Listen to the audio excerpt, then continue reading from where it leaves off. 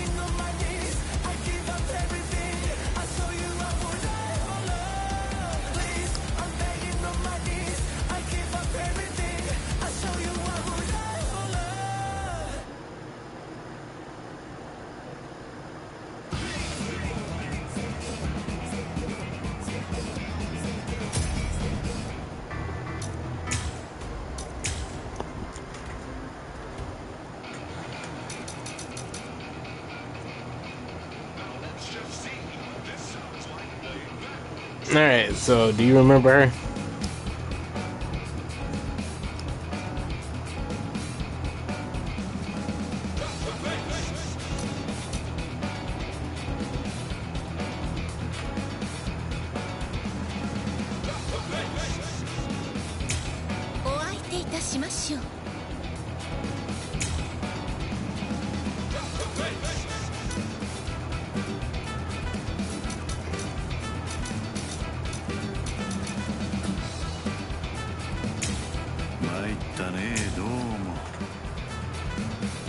Okay.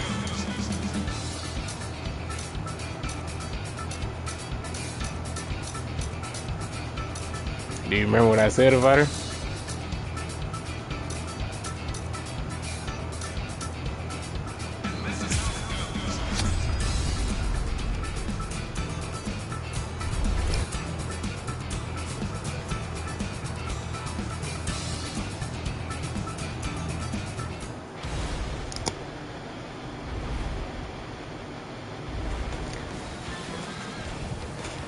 Okay, well,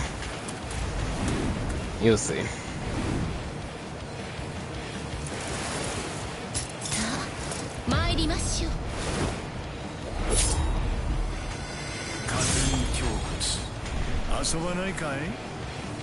Get ready. It's on.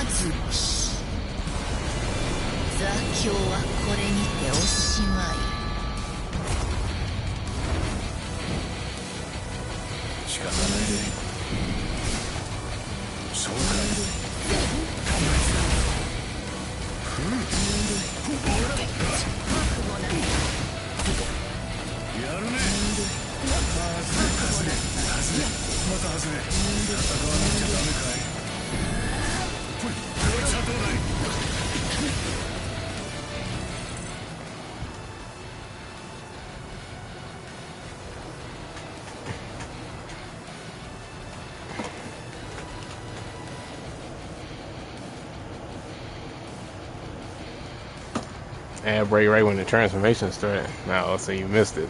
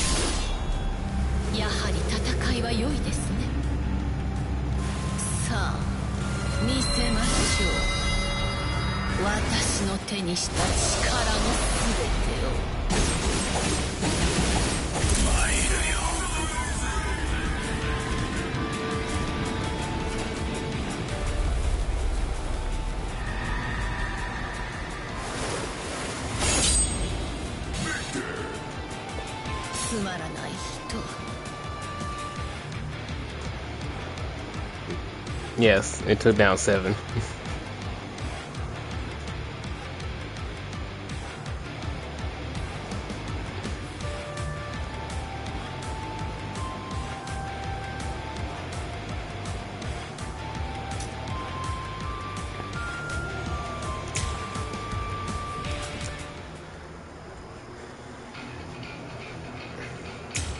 私は強いですよ。 It's actually a huge spoiler for you to be seeing that, but hey, I'm playing the game, so whenever you read Bleach, you'll probably forget about it. Or watch it, whichever one. Oh, I forgot to put the CPU level up.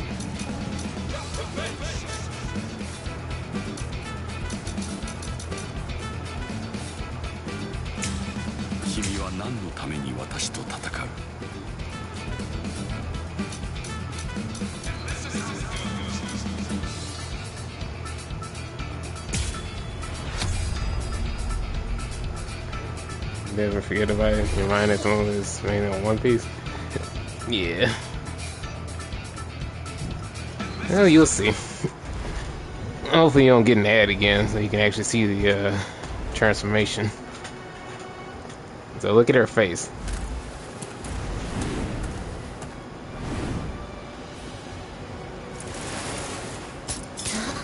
She is the best healer within Soul Society. Captain of Squad 4. Keyword healer.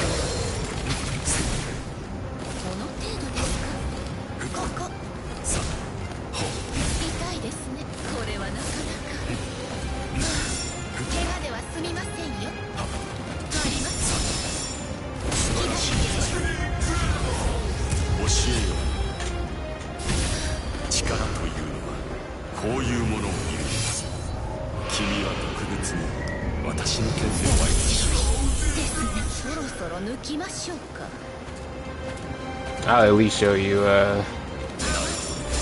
one of her supers.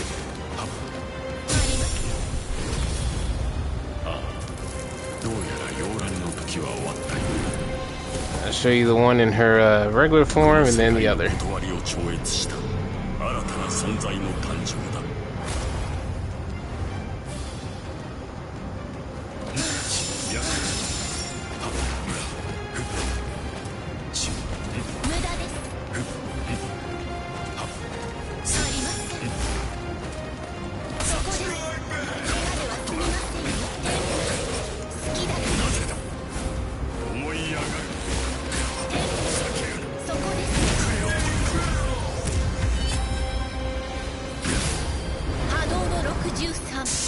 大航行。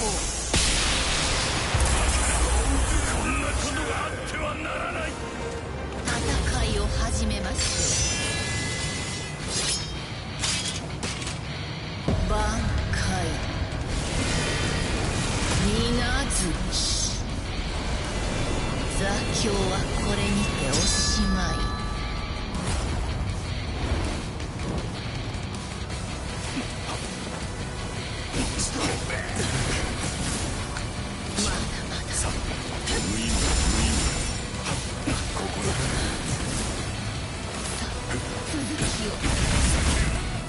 この力を存分に試すことができる。はい。無駄なことだ。無駄なことだ。甘い。ここだ。もういいだろう。君に付き合うのも終わりだ。構えが思い上がる戦いにもなっている。ここだ。痛いですね。まだいけます。ここだ。ごっこ遊びを終わりにしよう。断りとは断りにすがらねば生きていけぬ者のためにあるんだ。さあ行こうか。断りの果て。面白い千手光天こちらです。はい。千手光天甘い。踊れ。ここだ。まだ千手光天この力を存分に逃さはい。続きを。理解無意味だ。ほんここだ。覚悟なく本気で行こうか。理解できる。構えが無駄なこと。ここだ。こんなことが覚悟なくこの力を存分に試すことができる。無駄なことだ。踊れ。本気で行こうか。あがいてみせましょう。思い上がる。集中なさい。見事です。本気で行こうか。構えに思い上がる。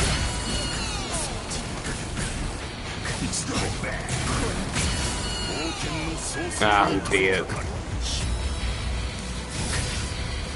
断りとは Yeah, that was sick, and she's supposed to be the best healer? Yes. ためにある。さあ And see why you quoted it now? 断 Yeah. りの果て。まさかここまでとは。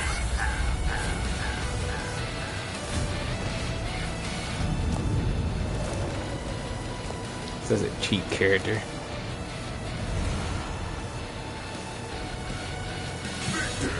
You have to be so careful when you play against him. 間合いなど何の意味もない。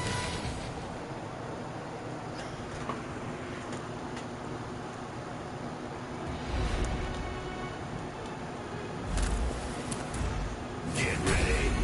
It's on. Strike back. 好きだからです。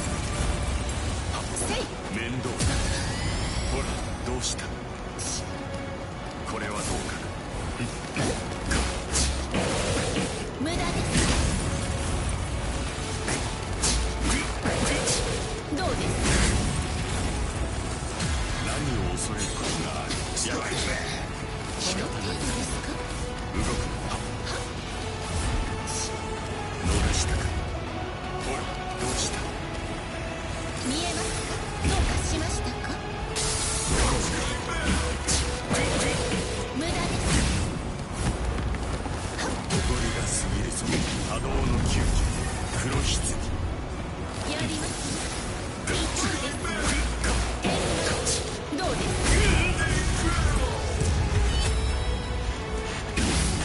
波動の63。大航行。私は敗北など。やばい。無駄です。逃しません。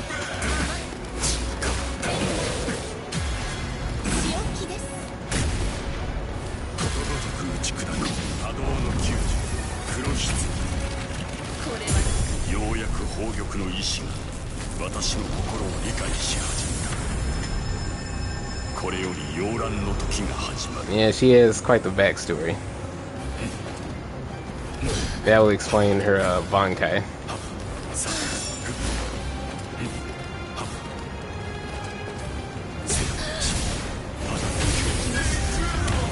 教えよ。力というのはこう Do いう you want to know? Since you're probably not going to even see it for a long time, I can tell you. ここまでと。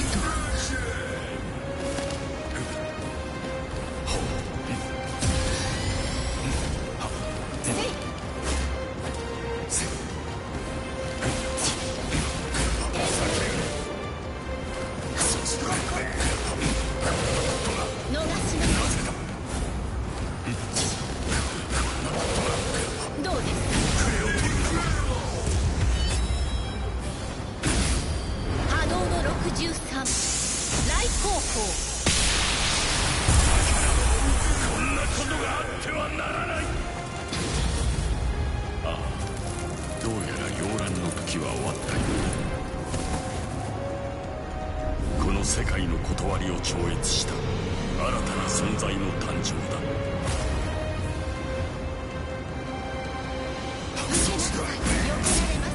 思い上がる。やります。押しつぶしてくれ。避けられますか。本気でいこ後悔なく私を本気にさせ始めます。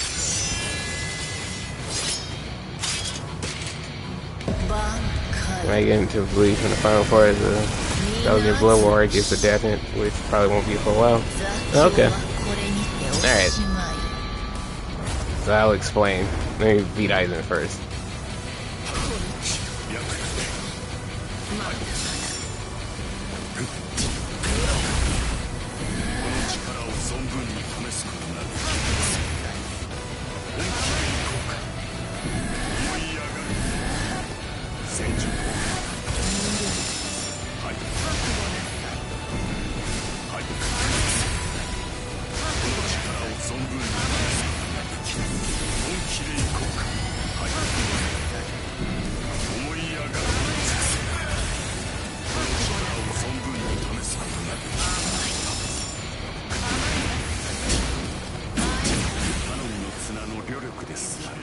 この私の力には遠く及ばない。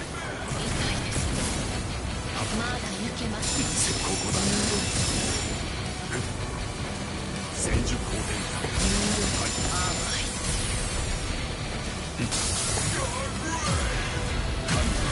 これで Ain't no way. 押しつぶしてくれる。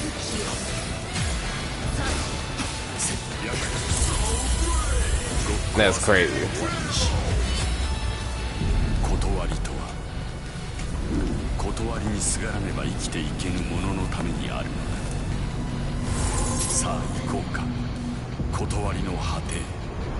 まさかここまでとは。はい。ぬるい。こ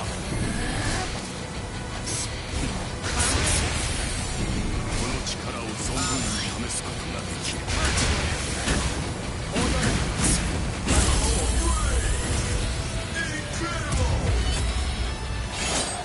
ぬるい。まだ足りない。その程度では届きません。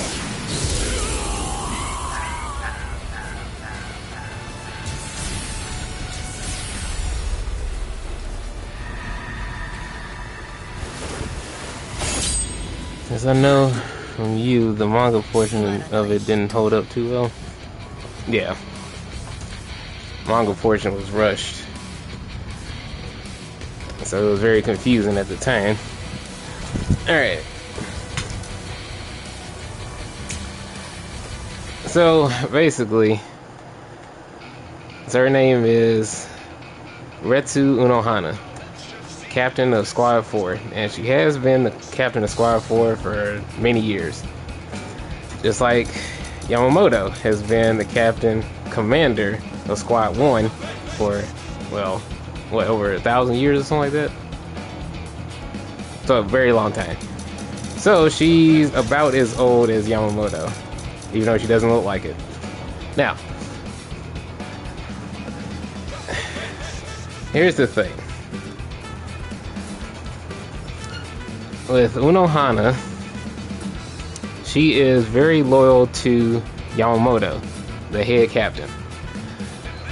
And the reason for that is because years ago, before the 13 Court Guard Squads was actually formed, well, actually, no. Well, no. Yes, before they were formed, Unohana was a serial killer. So she lived only for battle, only for learning new sword techniques, different ways to kill people, and she relished in that. So she was known as the first Kenpachi. Kenpachi is a term for those that are masters of the sword. So she was the first Kenpachi, and she was very well known throughout Soul Society for being a very notorious serial killer. So one day she came across Zaraki, and Zaraki was a kid. Oh, excuse me. Zaraki was a kid. During that little encounter, Zaraki actually wounded her. And here's the thing. You see the way that her hair looks, where it has a braid tied in the front? She uses that to hide the only scar that she's ever gotten, which is from Kenpachi when he was a kid. Kenpachi used to be ridiculously strong. So, after finally finding somebody that was a worthy opponent, somebody that can actually be her successor,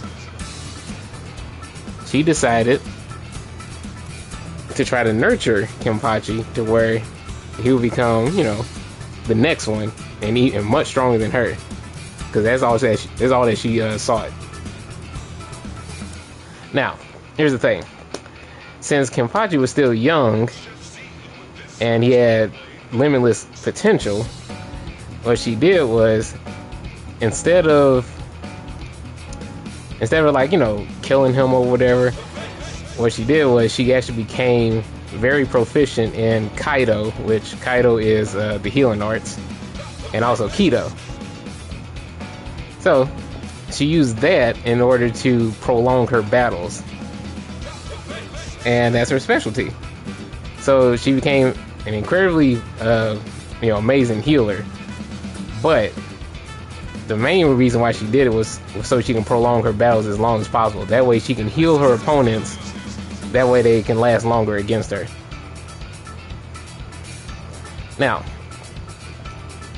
here's the thing with that. So, Yamamoto, he also used to be, quite menacing, during his younger years. Along with the other, of the 13 Court Guard Squad before the current iteration of them. See, before they were a band of like serial killers and murderers and all sorts of different things, and they didn't fuck with nobody. They just, if they wanted to take you out, they'll kill you. So that's how they used to be. But now the 13 Court Guard Squads are all about order and doing things properly and giving people a fair trial and all that good stuff, and protecting Soul Society. So here's the thing: Yamamoto recruited Unohana to become the 4th squad captain, and he also wanted her to be on standby just in case anybody gets injured, and so he left all that up to her. That's why she doesn't fight, along with the fact that Kenpachi was not going to become like her successor until way later. So she just bides her time. Now, the thing is, if people knew about her history, which I'm pretty sure there's some people that do, Yamamoto definitely knows, and probably like the other older captains like Kyoraku, Squad 8 captain, and Ukitake, the 13th squad captain. Now here's the thing: I think also Squad 11, who that's the combat division, and they're headed up by Kenpachi. Now, they have a history of being the combat division, and that's what they're known for.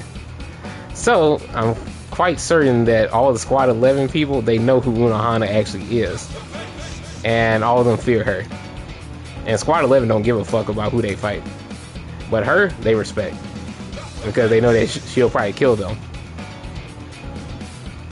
Now, she became very polite, you know, she became very polite and super sweet and everything, and basically adopted like a different persona, just so she can, you know, hide her past, and also, you know, show more care for others, because she learned how to heal. Now, when it got to the point in the manga where Kenpachi really needed to, he really needed to release the limiters on his own power, because here's what happened. During that encounter with Unohana back when he was a kid, he almost killed her, but he didn't want that fight to end, because just like her, he also loved the joy of battle. So psychologically, he placed some limiters on his own mind in order for him to make himself weaker. That way he wouldn't accidentally kill his opponents or kill her.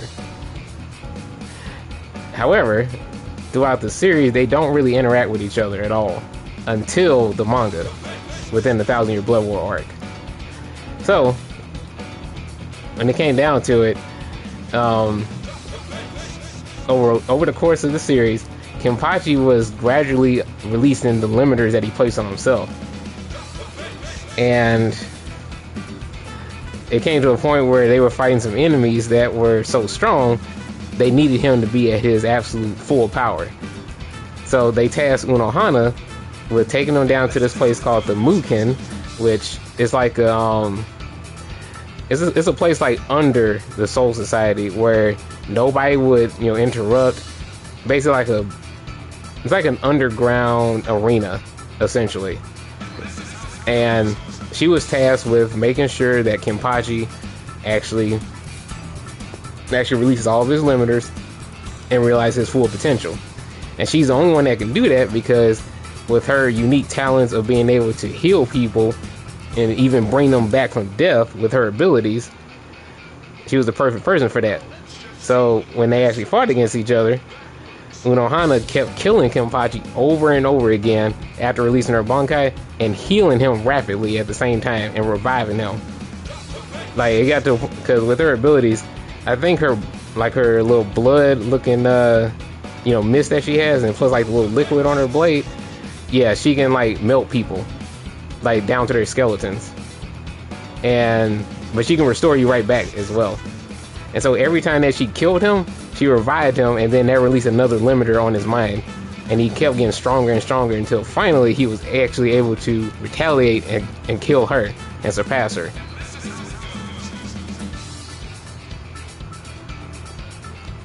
But the thing is, when she actually releases her Bankai, her name also changes. Like, she goes by her original name, Unohana. Is her first name Yachiru? Yeah, her first name is Yachiru. So Yachiru Unohana. And here's the thing, Yachiru, that is the same name of, you know, that little pink-haired girl, the one that likes to cause a lot of mischief, the one that's always with Kenpachi, you know, his lieutenant. Yeah. So he named Yachiru after Unohana, because, you know, that was the person that he admired the most. And Yachiru, you know, I'm talking about the pink-haired girl, she didn't have a name, just like Kenpachi didn't have a name.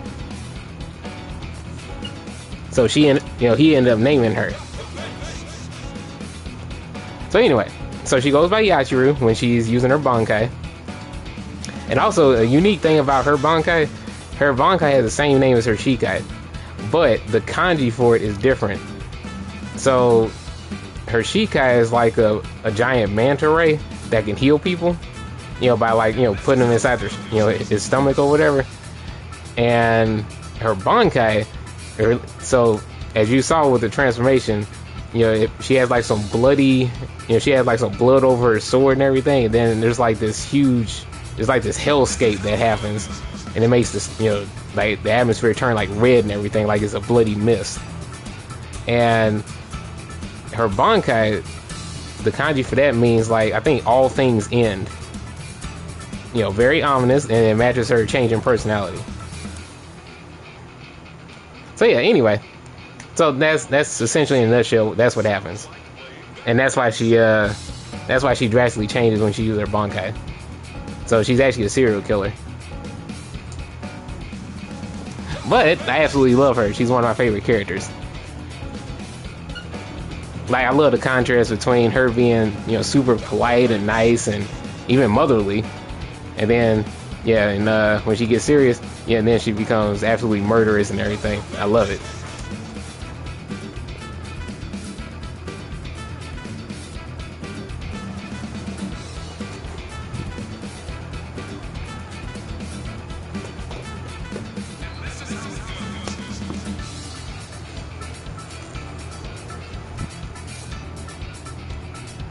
Okay, and then also the other thing I mentioned to you about her, I think I had asked you one time, like, does she look strong? And I don't know what you said.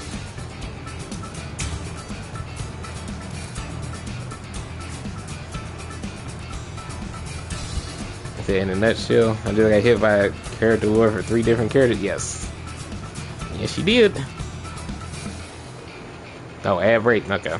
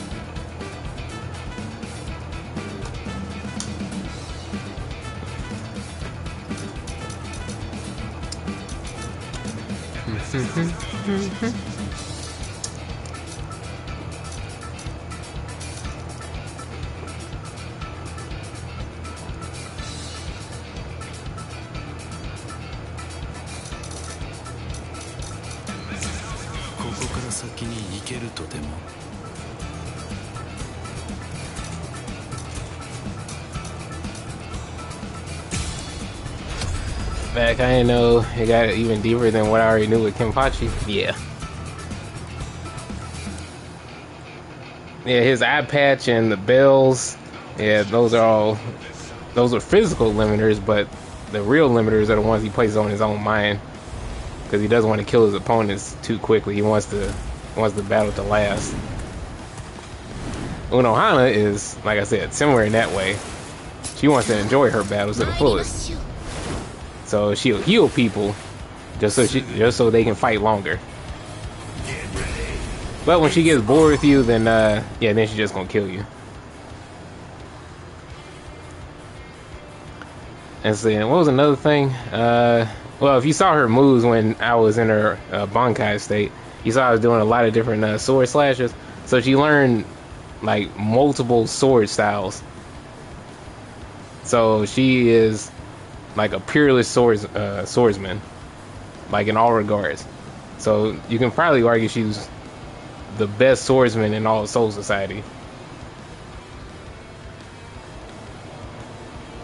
Because she knows many different styles, and they're all for the purpose of enjoying their battles and killing people.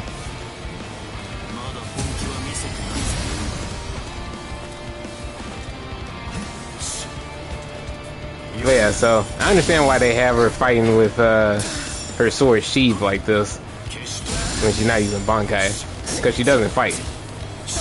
The only thing she focuses on is healing people. So I understand why they did it this way.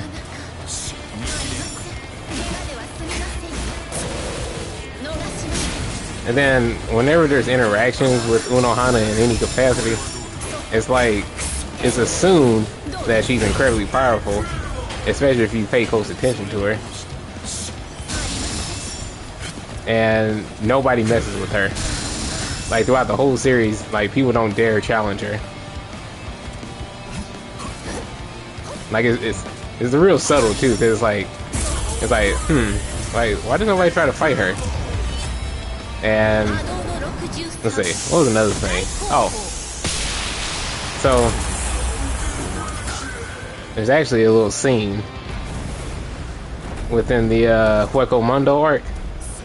So then Hueco Mundo, there's a scene where these executioners, you know, there's these Arrancar that are executioners. I think they're called exquias or something like that, which I think that might be the Spanish term for executioner. And what they do is they go around, and if there's anybody that's like, you know, like weakened from battle or they need to be finished off or whatever, yeah, they go around and they, you know, they take care of things. So there was one part where the captain of the executioners and his lackeys had approached somebody, and I think Unohana and her lieutenant Isane were around. And so the captain of the executioners took one look at her and said, "Retreat." Like, they left immediately. So he could tell just by looking at her that he didn't want to fight her. And she doesn't even look threatening. Well, at least, you know, like, to most people, she wouldn't look, you know, that threatening. But to him, no, he understood immediately. It's like, oh, no, And you get other little moments like that throughout the series where, you know, say if she's talking to somebody and somebody says something that she, you know, doesn't quite like, then she just give them a little look, you know, like a disapproving look, but, you know, the undertone is that it's like, are you sure you want to say that? Are you sure you want to, you know, have that tone with me or whatever?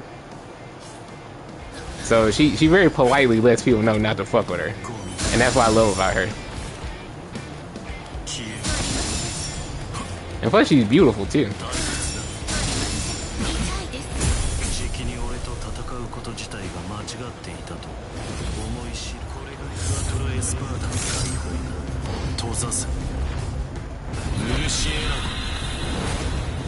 And also, yeah, mentioned I gave you lore for like 3 different characters. Yeah.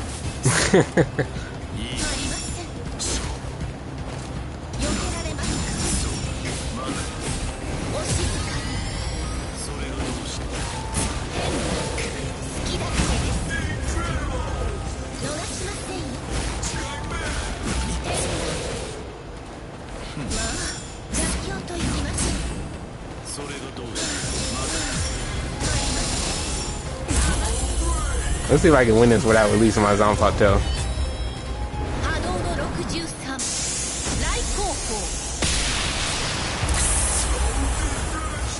I guess never mess with the healer at all costs. Well, not with her, at least. Because of her identity, and who she used to be.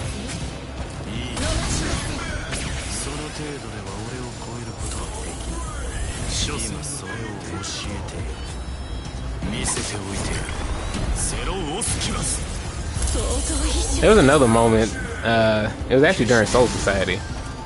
So, you already saw the Soul Society arc through this, at least. There was a moment where Aizen was, he was toying with Toshiro, and then Unohana and Isane had showed up. So, Aizen could have confronted Unohana, but he chose not to. And there's theories about it. And I think the one that makes the most sense is that even though he could probably take on Unohana, he probably understood, like, well, it's like, I don't know if I want to have a long drawn out fight with her. So he thought that it wouldn't be worth it. And I think that makes a lot of sense. Like, given her reputation, if you know, like, the truth about her, you wouldn't want to take that fight. You know, now, is there a possibility that he could have died during that fight? Maybe. But it's like one of those fights where if that were to happen, it would probably be like extreme difficulty, you know, for Aizen, if he were to somehow pull off a victory. So he didn't think that was worth it. Especially since he was trying to get out of the Soul Society and, you know, defect and go to Hueco Mundo. So even Aizen, as brazen as he is, he didn't want to fight her either. He didn't think it would be worth it. So that's how strong she is. 脆いですね。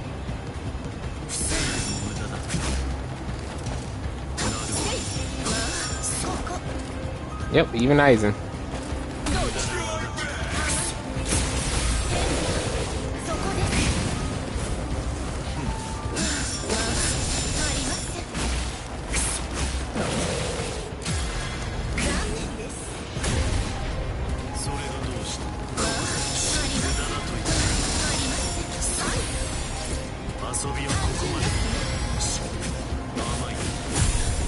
始めましょう。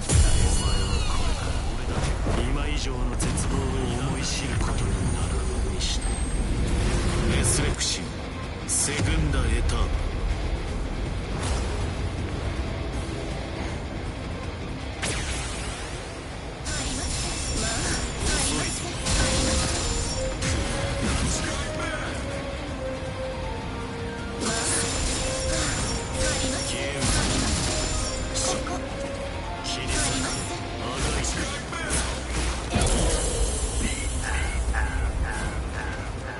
Alright, didn't have to release my Bunkai. Cool.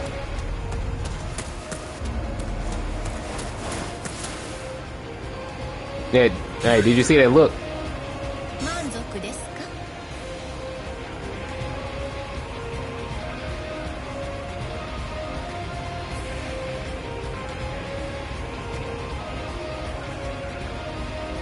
Yeah, you saw that hollow look in her eyes? And you see when Isane had showed up, she had softened up. She now, here's the thing, she genuinely cares for Isane. She loves Isane. Like she always look out for her. Isane is one of those types of people that's very kind-hearted. You know, basically the ideal type of person that you want as a healer. You know, and Unohana taught her, you know, pretty much everything that she could. So yeah, Unohana she's a very nice person. Just the subtle hints are crazy. Yes. And like I said, they give you those hints throughout the story. Because even before I saw like different things, I could tell just by looking at her, it's like, well, she is a captain. And I was noticing all the little subtle things that she was doing. I was like, no, she has to be incredibly strong. So every time I saw like a little hint, I was like, yeah, that confirms it. Like, she is not to be trifled with.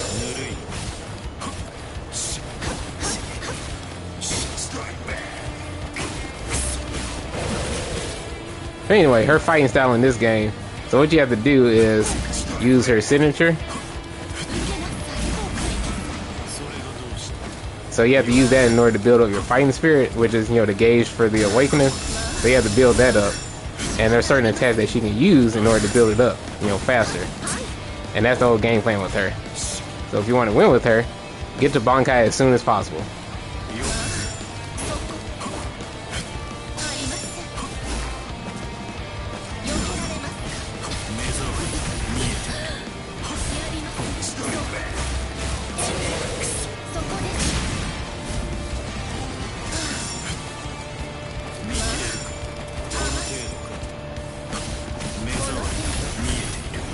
She can also combo into her signature as well and do like different combo routes. She's very unique in that way. So she can mix it up to where she can do her, you know, like her flash attacks, you know, with triangle. She can do that for like more damage. She can use, you know, the signature, which is circle. She can do that in order to build more fighting spirit. Or she can do light in order to, you know, like extend combos and, you know, and plus be safe as well. She can do a whole bunch of different things.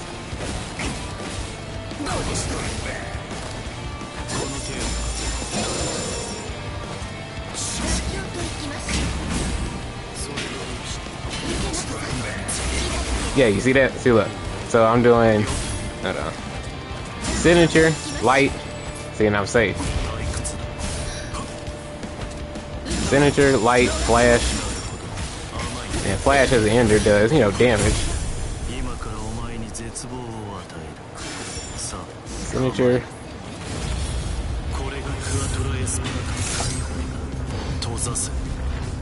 Man, even the hair being a clue is next level. Yes.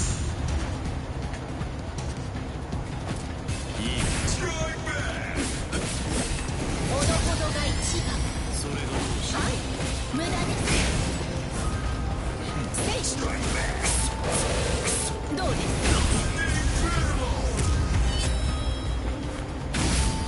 波動の63来航行。 See how nice she sounds?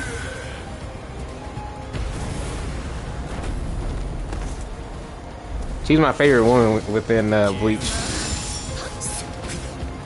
And I do love a lot of women within Bleach. I love Rukia, you know, Orihime is pretty awesome too. Love Hollowbell. She's my favorite. My favorite female is Spada. Yeah, Hollowbell would probably be like my second favorite Spada after Ukiura. Oh, she got me. Oh, no, he got me.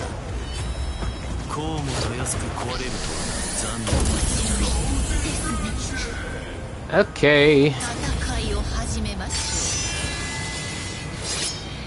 I have been enlightened now? Yes.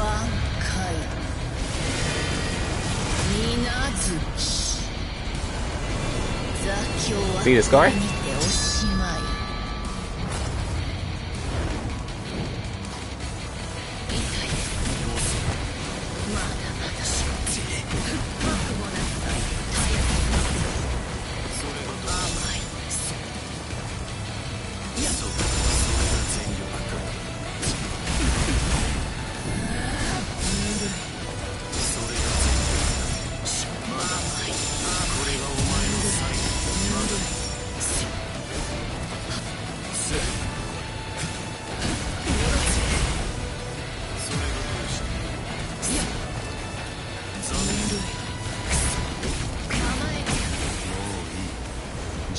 We go from a passive playstyle to hyper aggressive one? Yes.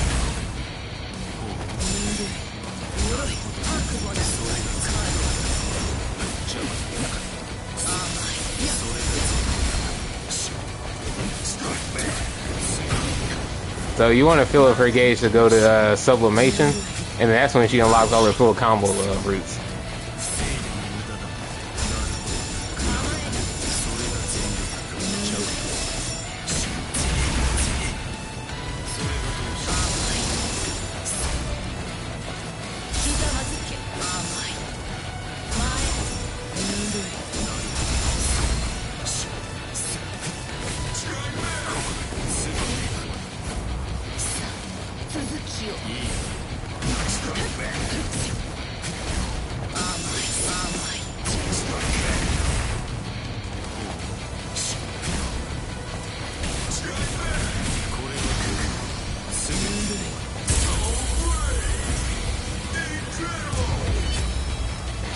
He's not dead.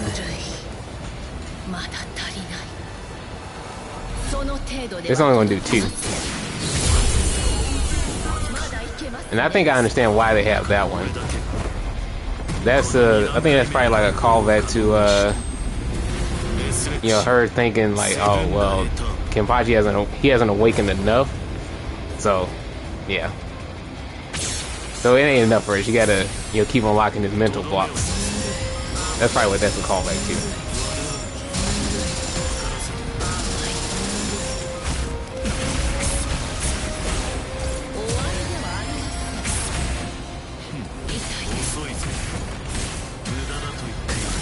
Oh, I'm dead.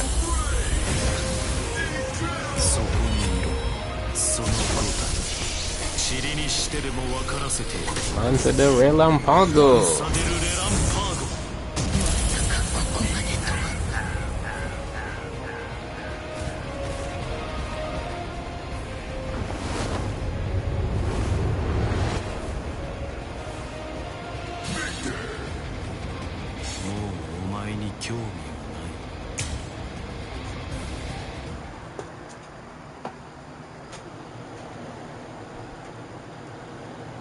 And really the huge gift of Bleach fans and why I see and hear about it? Yeah.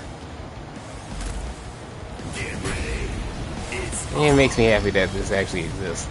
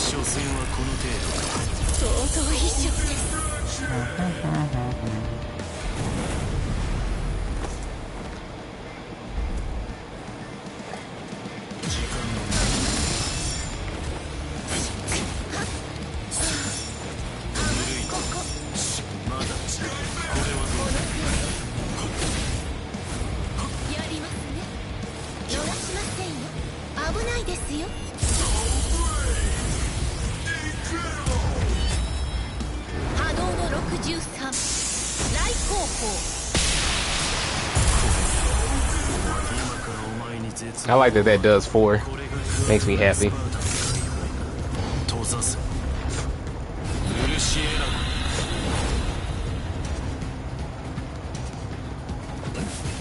逃しません。そこです。脆いですね。 Oh yeah, by the way, her hold on. This move, if that hits, it's plus. And you get a combo off of it as well. 無駄です。 俺を見ろ It's also a plus on block as well.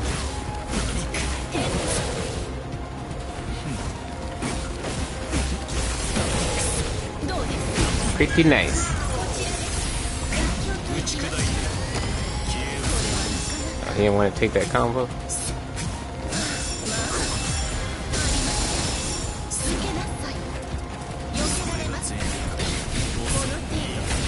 Oh. ここで果てるこうもたやすく壊れるとは残念 I better be careful. と行きましょう。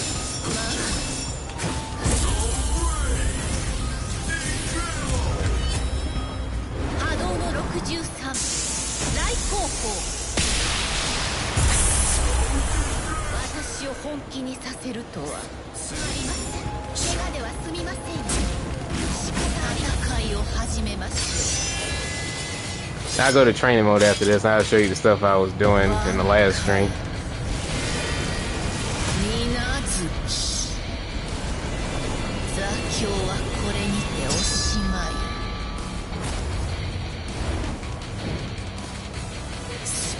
刻まずそうそれが全力だ理解です。まだ行けます。もらった。そうこう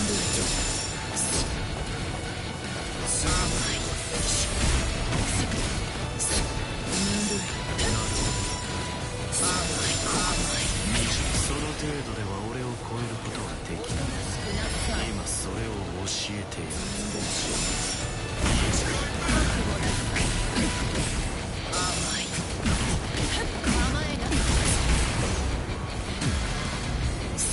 Seeing the cut fully, Kenpachi cut a deep wound. Yes. その浮ついた考えを粉々にしてこの2段階目の解放を可能にしたメスレクシセグンダエターポ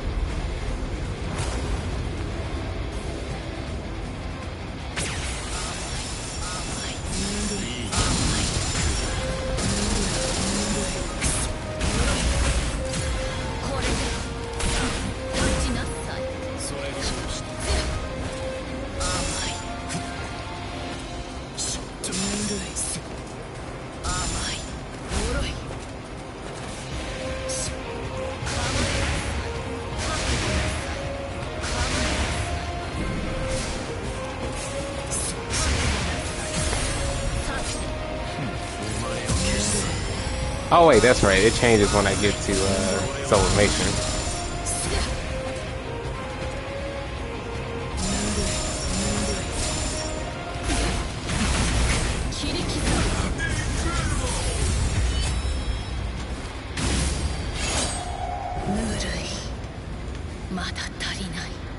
Did it heals too?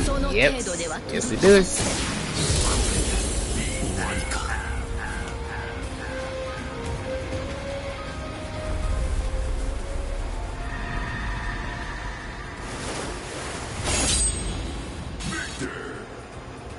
その程度では届きません。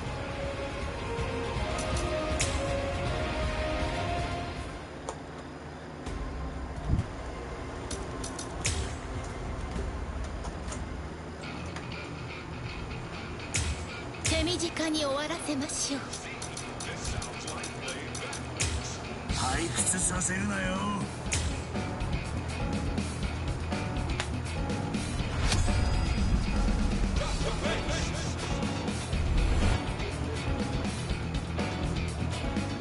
No, and also Isane, you know, her lieutenant, she always holds her sword for her.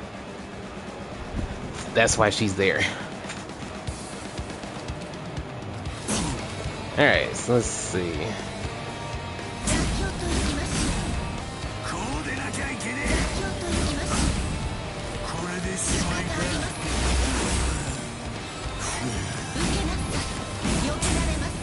こうでなきゃいけねえ。これでしまいか。こうでなきゃいけねえ。私を始めます。挽回水月座興はこれにておしまい。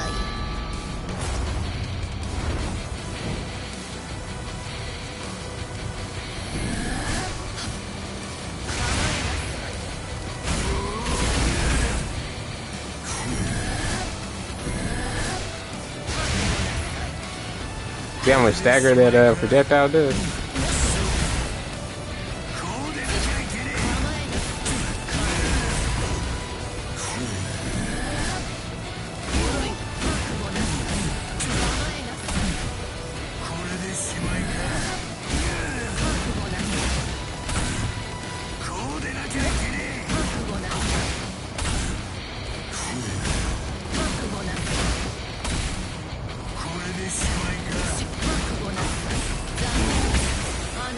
Okay, now.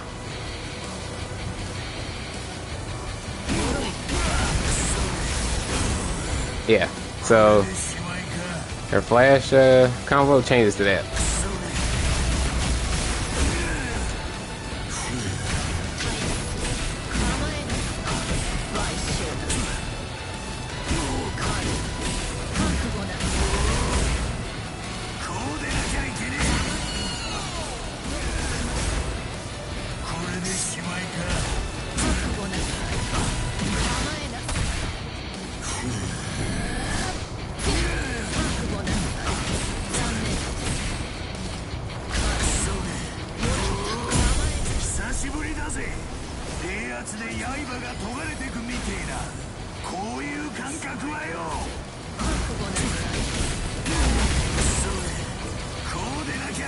Oh yeah, no, let's see, what was I doing last time?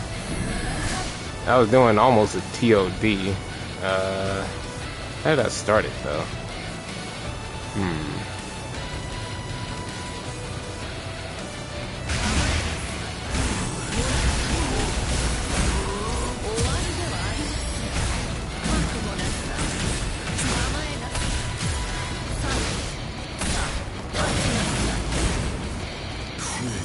Hey, hold on. What was I doing?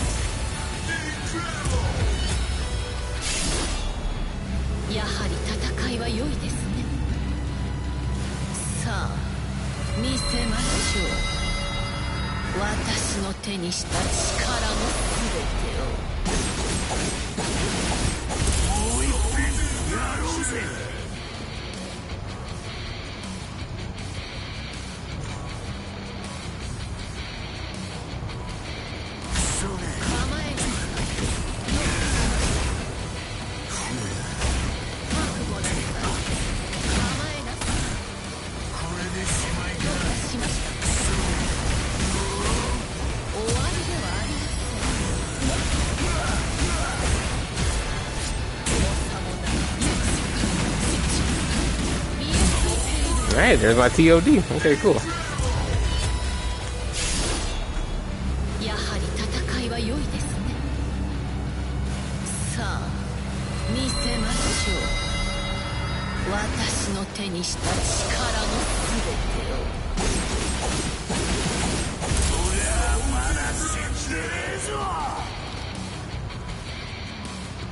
I love it, there's also 40 hits.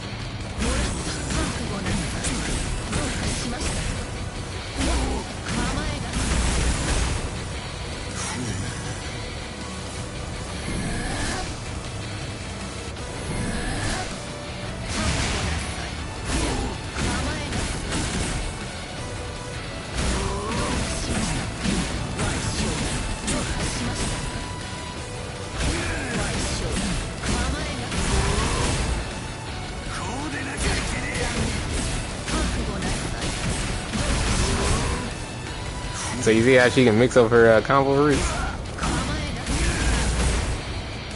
れでしまいか。覚悟なさい。構えなさい。こうでなきゃいけねえ。覚悟なさい。構えなさい。これでしまいか。覚悟なさい。こうでなきゃいけねえ。構えなさい。残念。覚悟なさい。しまいです。見えついている。これでしまいか。覚悟なさい。構えなさい。覚悟なさい。構えなさい。覚悟なさい。こうでなきゃいけねえ。構えなさい。覚悟なさい。構えなさい。これでしまいか。覚悟なさい。残念です。構えなさい。残念です。畳みかけます。強さもなく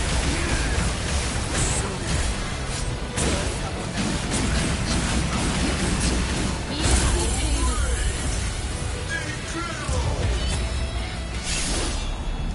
る。やはり戦いは良いですね。さあ見せましょう。私の手にした力のすべてを。覚悟なさい。構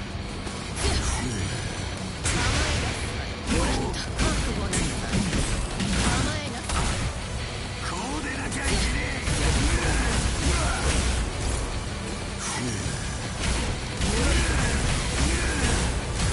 これでこんなものではない。こうでなきゃいけねえ。構えなさい。覚悟なさい。もらった。どうかしました。残念です。覚悟なさい。残念。さあ立ちなさい。これでしまいか。 Another thing about her is she can end her supers in a different way. So if you want to do the full damage of the super, then you just let it play out. But if you want to get more fighting spirit in order to build up her gauge more, you can do a different ender by pressing signature, before the super plays out. That way you'll get more spirit, and then once you get that, yeah, get your gauges maxed out, and you just go crazy. 覚悟なさい。構えなさい。どうかしました。残念。畳みかけます。賠償。これでしまいか。構えなさい。覚悟なさい。残念です。構えなさい。賠償。こうでなきゃいけねえ。覚悟なさい。もらった。構えなさい。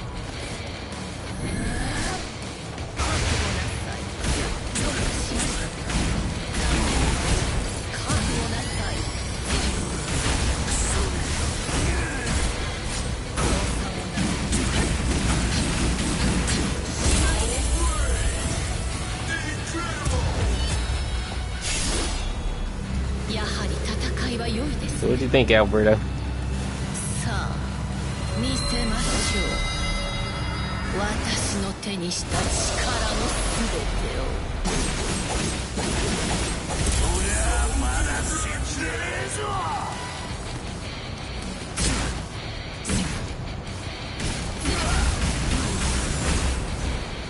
こうでなきゃいけねえ。 It was incredible. Glad you're enjoying the show. こうでなきゃいけねえ。これでしまいか。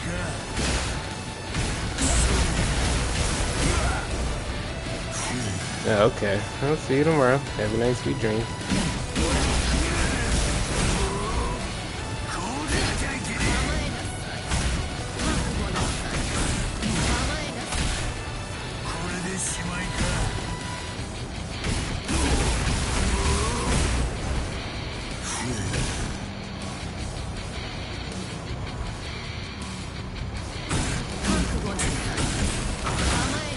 The combos are sick. Yeah.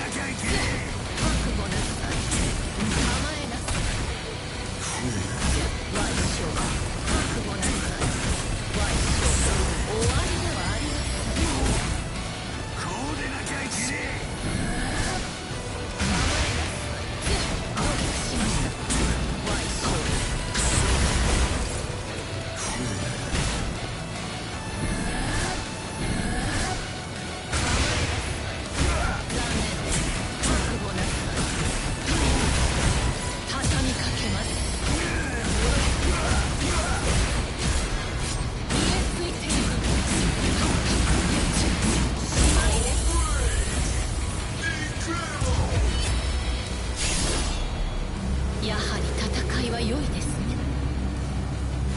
さあ見せましょう私の手にした力の全てを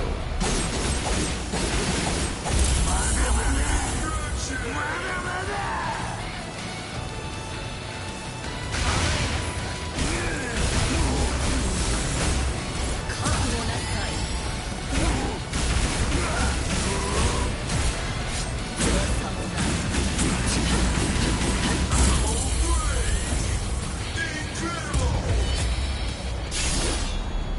いやはり戦いは良いですねさあ見せましょう私の手にした力の全てを俺はまだ死んでねえぞ。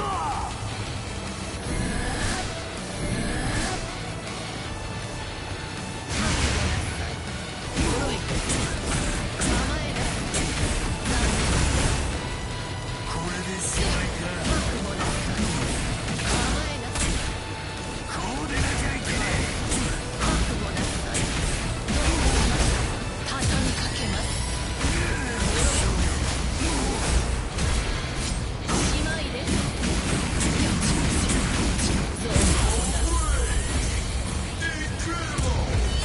Yeah, I love her. やはり We 戦 have い to は do 良 a い rank です match. See how it goes. さあ見せましょう私の手にした力 Yeah, の I'll probably switch to rivals, I guess. え。やろうぜ。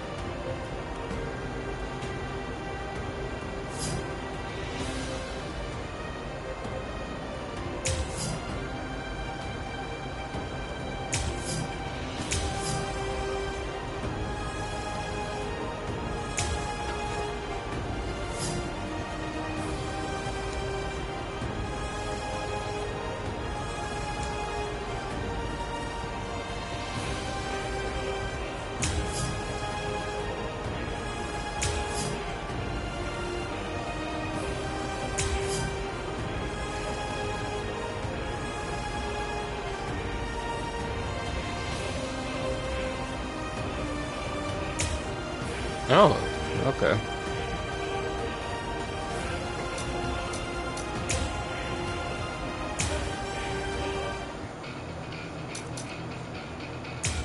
お手柔らかに。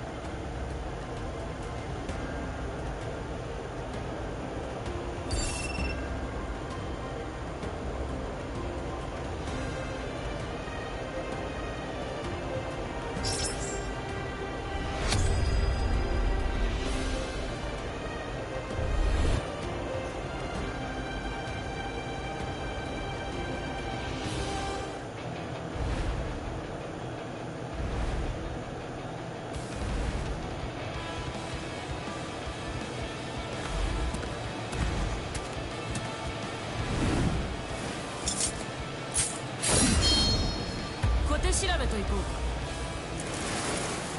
さあ参りましょう。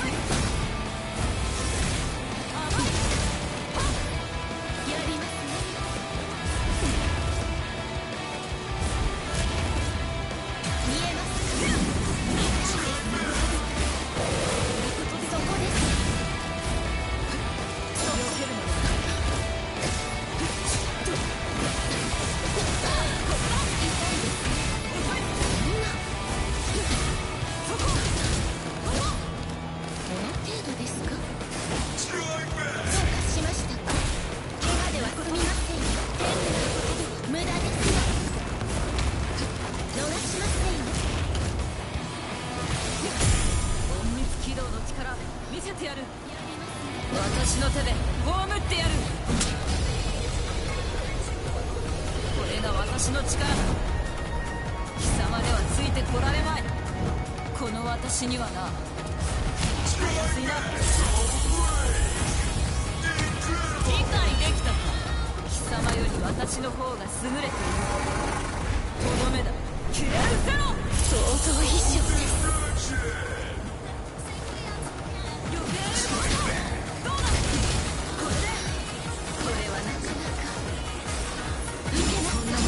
避けるの。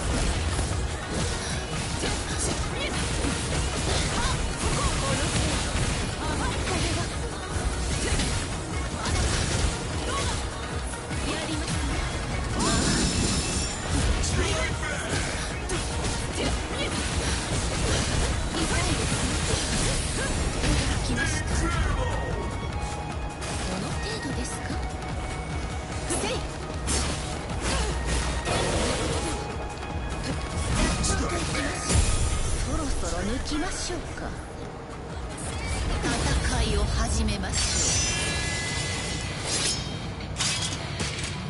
ょう。挽回水無月、座興はこれにておしまい。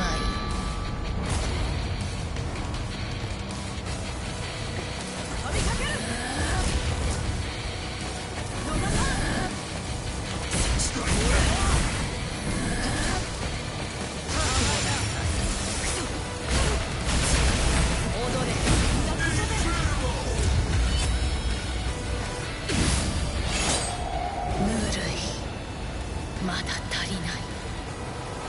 その程度では届きません。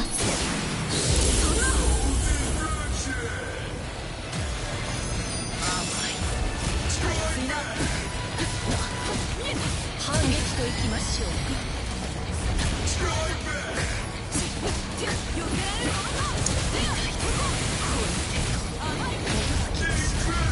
理解できたか。貴様より私の方が優れている。とどめだ。吹っ飛め。まさかここまでとは。たやすいな。そこ。まだまだ。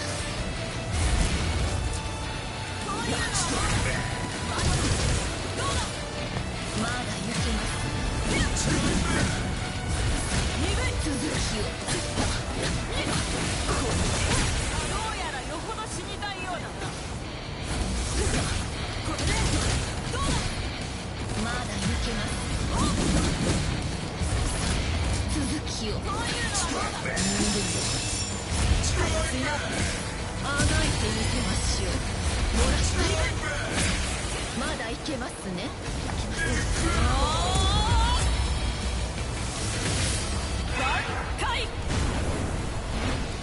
この攻撃は暗殺と呼ぶには派手すぎる。じゃ高麗神戸。面白いですね。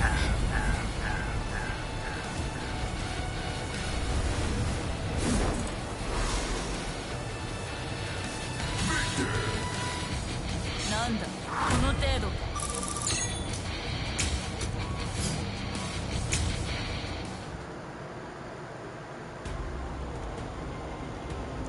Oh, that was annoying.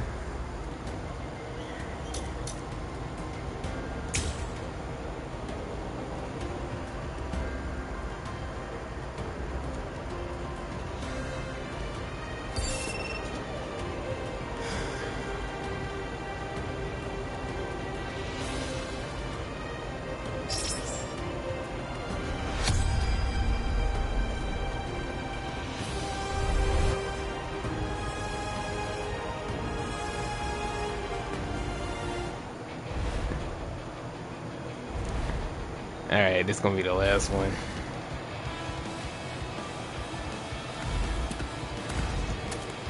I don't wanna deal with this crap again.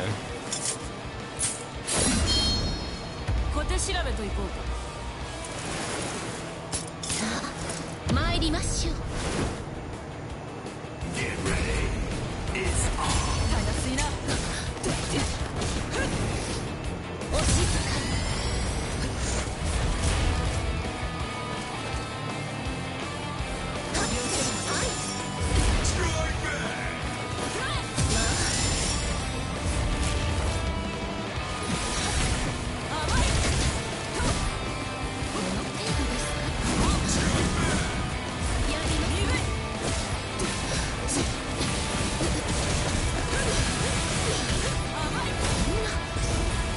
よく見ておけ。これはここ仕方ありません。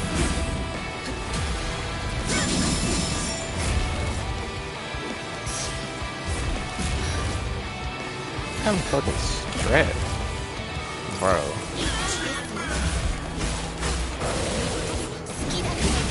Look at these breakers all the fucking time. どうです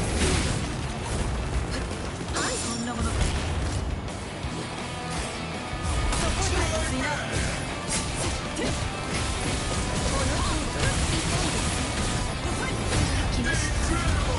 よく見ておけ。クだと軌道を練り合わせた戦闘術だ。エウセロ面白いですね。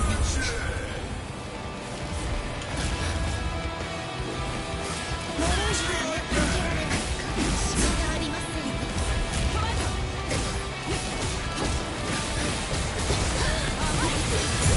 よく見ておけ。これが私の力だ。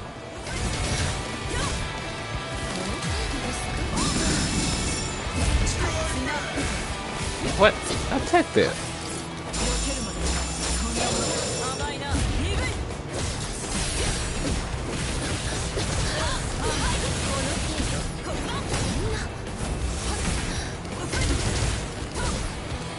れはなかなか逃しませんよ。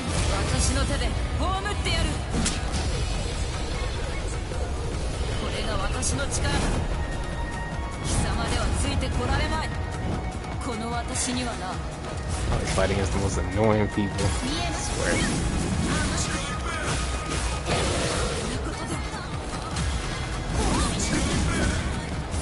程度ですか。まあたやすいな。良いでしょう。を始めましょう。挽回水無月。座興はこれにておしまい。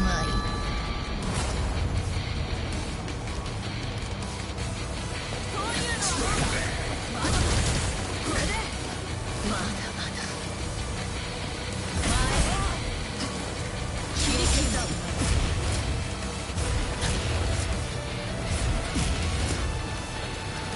脆い剣や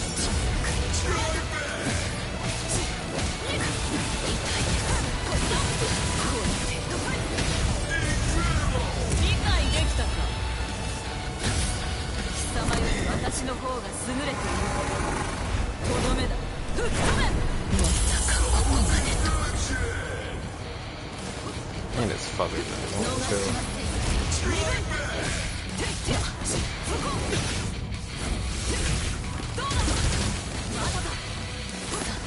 続きを。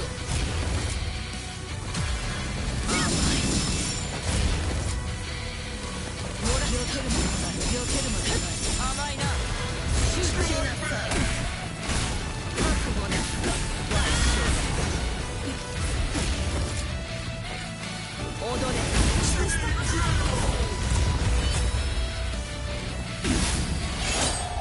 ぬるい。まだ足りない。その程度では届きません。見事です。あがいてみせましょう。ワイショーだ。そんなの避ける。構えな。避けるものない。避けるものない。こういうのはどうだ。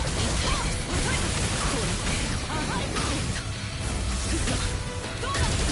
これでまだまだ甘い。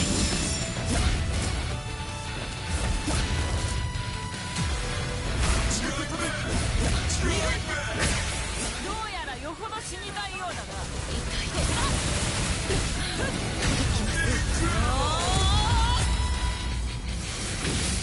挽回。この攻撃は暗殺と呼ぶには派手すぎる。じゃあ蓬莱孔明。想像以上です。